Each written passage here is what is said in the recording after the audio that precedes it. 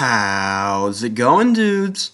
While waiting for takeoff on my 12-hour American Airlines flight, I thought, wait, what if this was worse? That's when I discovered I had just enough airtime to watch the entirety of the American Airlines Hallmark original movie catalog. Lucky me. So, for your viewing pleasure from my viewing torture, here are the ratings of all the American Airlines Hallmark original movie selections, in alphabetical order, of course. Starting us off is As Luck Would Have It. I'm going to start each of these off with a plot run through. Hold on. A big city hotel developer crosses paths with a small town Irish boy, but with a little bit of luck from the town's matchmaking festival, their stone-clad hearts might just come crumbling down. To give you an idea on what's about our main girl, she learns about everything she needs to know about Irish culture in about 6 days. Love to see it. The acting was good, but the premise was a little wobbly, except when the businessman she worked for straight up refused the compromise that would make everyone happy outright. That was my favorite part. The Irish deserve better than this. Margaret Thatcher out of 10. Next up is Bottled with Love. I think we peaked with the last one, guys. A big city acquisitions firm girl writes her feelings in a bottle and throws it into Boston Harbor, where it washes up and is discovered by a man who wants to live the rural life. But when it turns out that he's the son of the boss she works for, their bottled feelings may finally have a chance to be uncorked.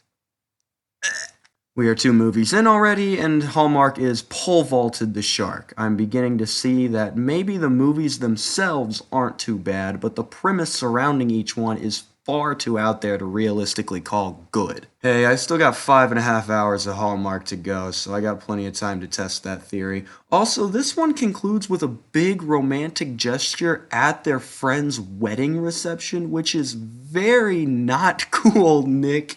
This one gets a broken friendship out of 10. Following that, we have Her Pen Pal. 7 minutes in, and I already hate the protagonist. Great. Awesome. A big city wedding planner goes to Paris for her best friend's wedding, but when her ex shows up with a date, and she takes all the attention away from the wedding with nothing drama, she reunites with her rural carpenter French pen pal from high school. Now she must risk it all to get the man of her dreams.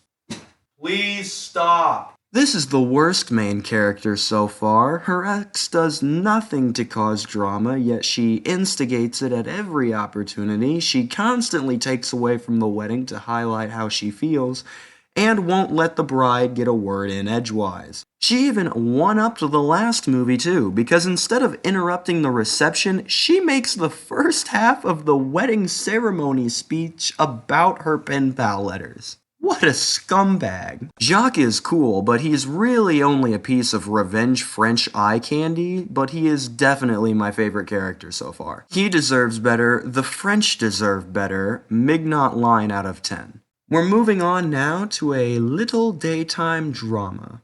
A big city lead writer needs to save her show by convincing her rugged rural actor ex-boyfriend to reprise his role. However, when the cameras are rolling, there's sure to be more than one kind of lights, camera, action. Rose! Yeah, this one was super mid, probably the consistently best one, but that's no fun. The over-the-top soap opera storylines were funny, and there was even a small mystery in there, but I was very indifferent throughout the whole affair. This gets a Days of Our Young and the Restless Lives out of 10. Sequentially, we have reached Love, for real. Unironically, Heart Choices is a great name for a Bachelor parody. A big city dress designer and a big city Bachelor fan go on a reality TV show together for exposure. But as the waves wash up on the beach, the feelings will be what floods their hearts.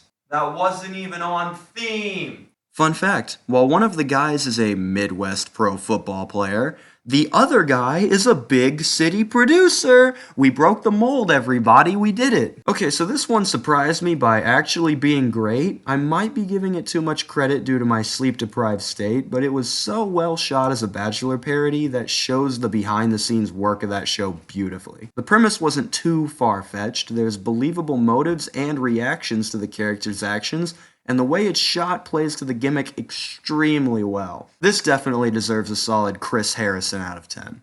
And our final car of this pain train is a winter getaway. Finally. A big city concierge woman meets an ordinary Joe on a ski trip his friend planned. Though the snow is cold, even it won't be able to stand up to the warmth of their hearts. Go jump in traffic! A nice little escape movie where you can learn what it's like to be rich. Liar revealed plot was fine, good chemistry, probably the second best movie, but it was still very just okay. This bad boy gets a Snow Sharks out of 10.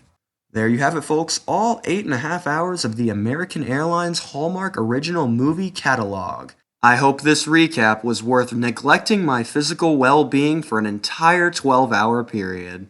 For real, this is what I looked like when I got off the plane and checked myself in the mirror. I had people actively asking me if I was okay. But that's all the torture we have for today. Thank you for watching and have a fantastic day.